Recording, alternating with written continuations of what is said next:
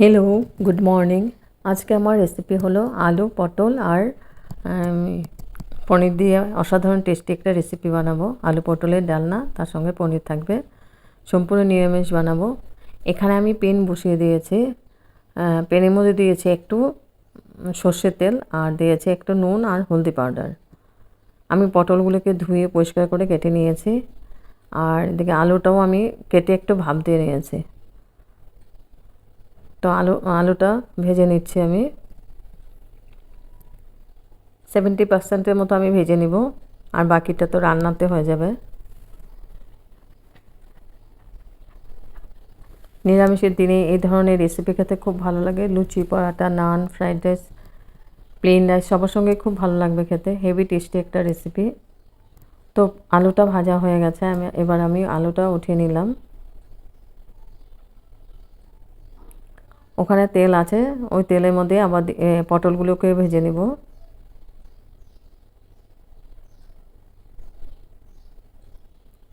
পটলটাকে আমি 70%-এর মধ্যেই ভাজবো।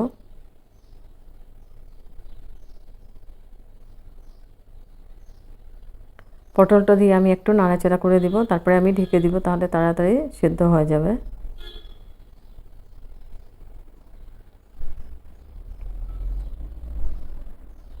তো পটলটা ভাজা হয়ে গেছে।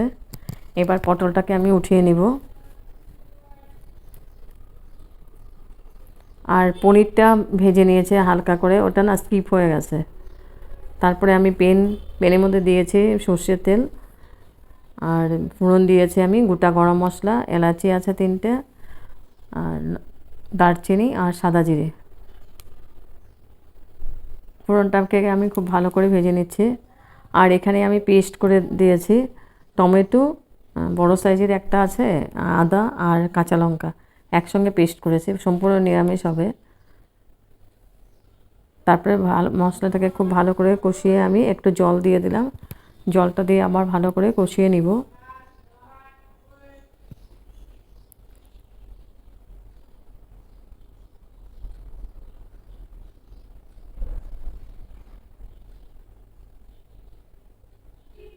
তো মশলার থেকে তেল ছাড়তে আরম্ভ করেছে। এখানে আমি পনিরটা ভেজে নিয়েছি, আর এখানে আছে পটল আর আলু ভাজা। এখন আমি মশলার মধ্যে দিয়ে দেবো পনির, পটল আর আলু দিয়ে এখন খুব ভালো করে আবার মশলার সাথে মিক্স করে কষিয়ে নিব।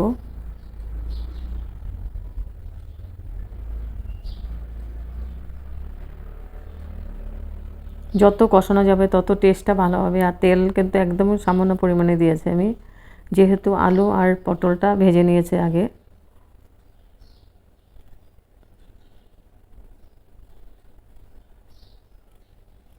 খুব ভালো করে কষিয়ে আমি এখন আবার একটু জল দিয়ে দিব।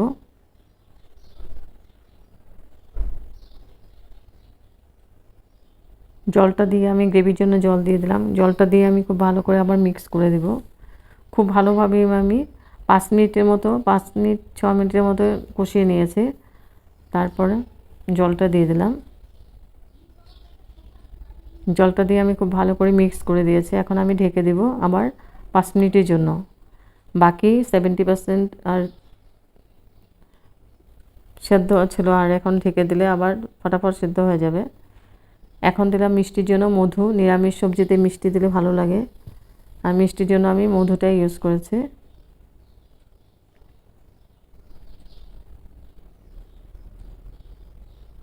মধুটা দিয়ে আমি খুব ভালো করে আবার মিক্স করে দিলাম।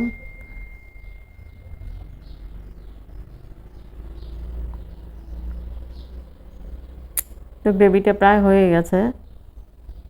দেখে নিব আলুটা সিদ্ধ হয়েছে কিনা। আলুর পুরো সিদ্ধ হয়ে গেছে, পটলও সিদ্ধ হয়ে গেছে।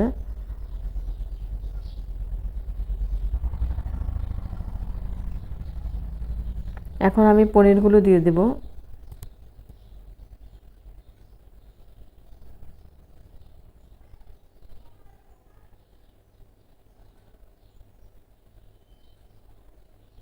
পনিরগুলো দিয়ে আমি খুব ভালো করে গ্রেভির সাথে মিক্স করে দিব।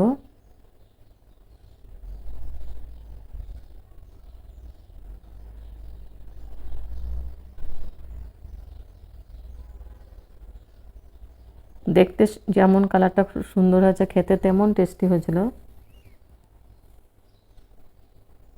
আর একদম ঝটপট হয়ে যায় রান্নাটা, প্রায় 10 মিনিট সময় লাগবে রান্না করতে।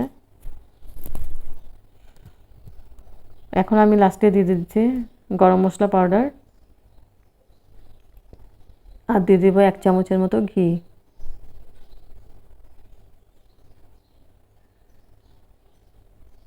দিয়ে আবার একটু নাড়াচাড়া করে দেব।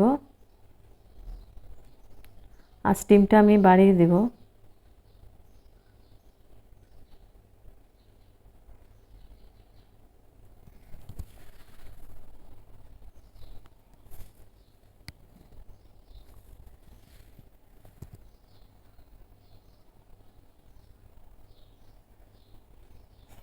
এবার ঢেকে দেব।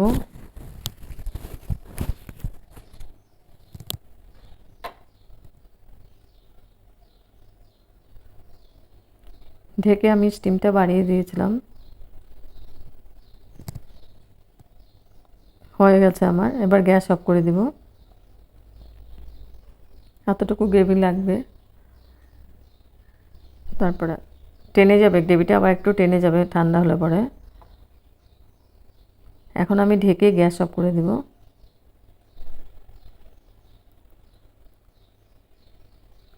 গ্যাস অফ করে স্ট্যান্ডিং টাইম 5 মিনিটের জন্য আমি ঢেকে রাখবো। তারপর গরম গরম সার্ভ করব হেভি টেস্টি আলু পটলের ডালনা পনির দিয়ে, সম্পূর্ণ নিরামিষ।